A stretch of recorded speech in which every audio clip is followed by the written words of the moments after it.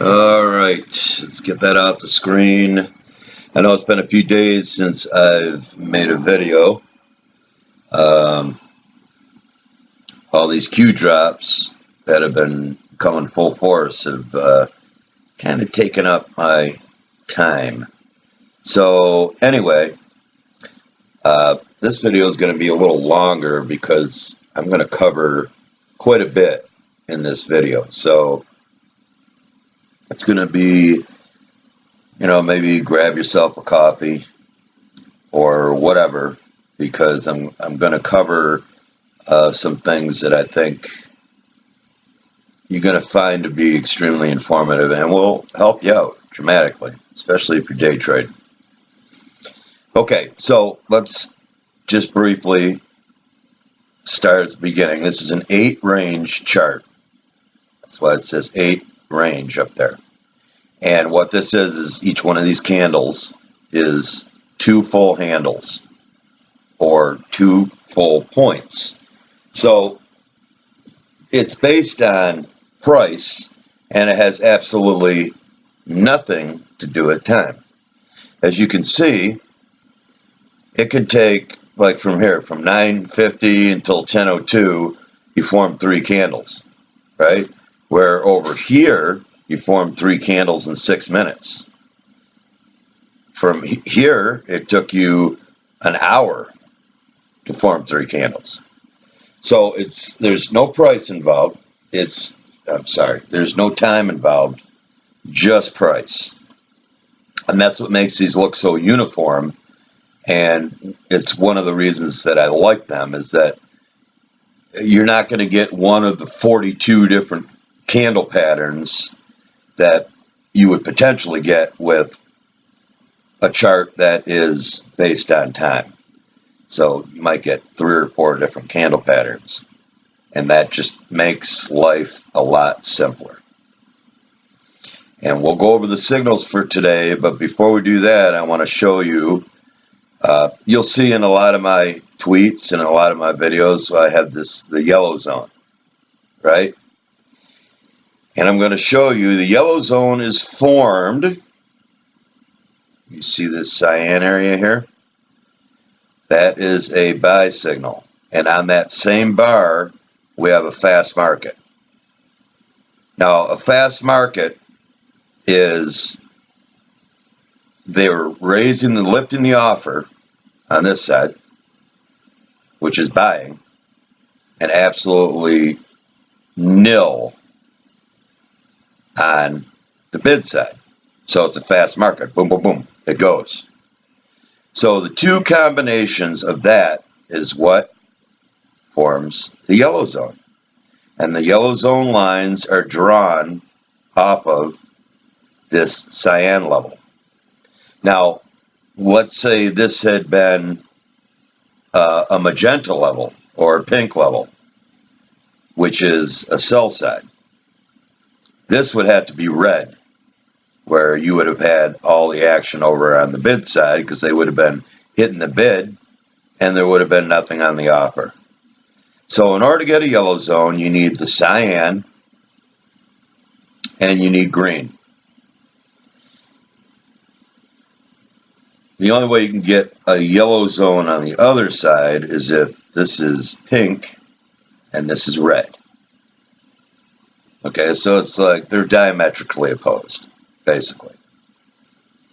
And you can see that these charts are extremely uniform. That's one of the reasons that I like them so much. Now, I'm not going to go over these orange candles. You see how this close here is orange, and this one is orange, and this is kind of sandwiched in between the 2 oranges. That's definitely a pattern, and you don't see it very often. But I'll cover that at a different time, because there's, I wanted to cover the yellow zone here, and then I also wanted to cover the lines in the sand, which I have marked here with these blue lines. And the lines in the sand,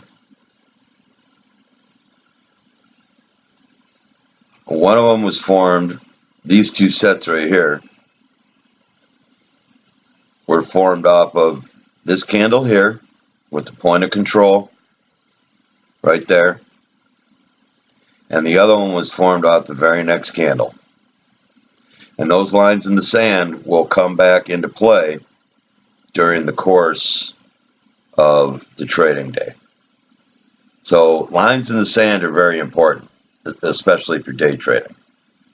And I'll give you some examples of how you can utilize lines in the sand. But I just wanted to show you the yellow zones, and then let's go over the signals. And I want to show you an aggressive way of using these signals where you don't necessarily need the point of control to be outside the body of the candle.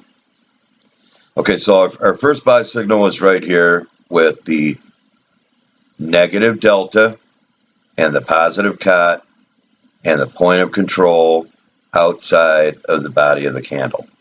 That constitutes a buy signal.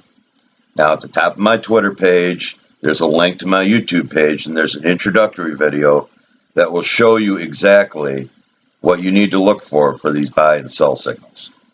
And right now I'm just keeping this very generic until we get into some more of the discretionary principles that you can use. So this was a sell signal up here with the positive delta, just the opposite of a buy. This delta is positive as opposed to this delta being negative. And then a negative 577 on the cot, or the commitment of traders, or a measure of pressure within that bar.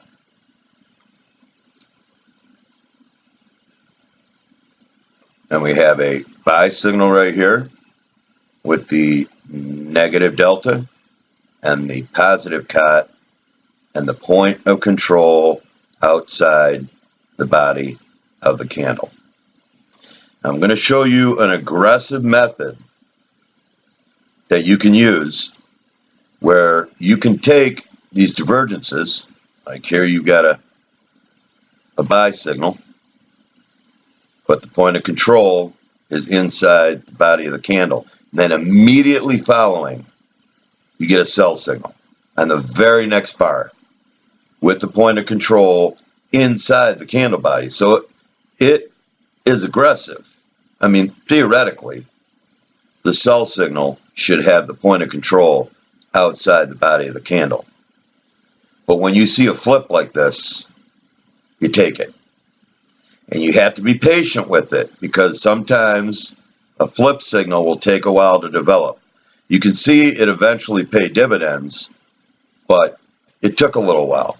So you have to kind of be patient with flip signals. And that's all this is. We went from a buy signal here, unconfirmed, and we immediately, on the very next candle, went to a sell signal. But both of these were unconfirmed buy, unconfirmed sell, because the point of control was inside the body of the candle. Okay? You picking up what I'm throwing down? You smelling what I'm cooking? I hope so.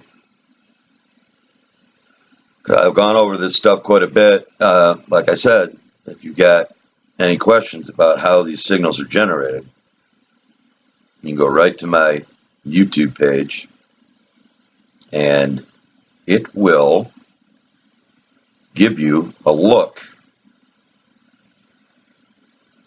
inside the candle and how these are generated. Now remember, I talked about these lines in the sand right here. Okay, so what happened right over here? Okay, they came back into play. We couldn't close above them, right? And then what happened with these two lines in the sand right here? So we kind of got stuck between those two sections of the two sets of the lines in the sand, and we finally broke them, and now we're challenging this second set right now. As you can see, it's about well after 2 a.m. Eastern time, because I've been busy. So, in a nutshell, that's all I really wanted to cover. So we covered the yellow zones, we covered the lines in the sand, we covered the signals for today, which this was for the 16th of December. And then we covered this new technique that you can use on back-to-back signals that are unconfirmed with the point of control. All right? All right. I hope this didn't bore the shit out of you. With that, I will say later.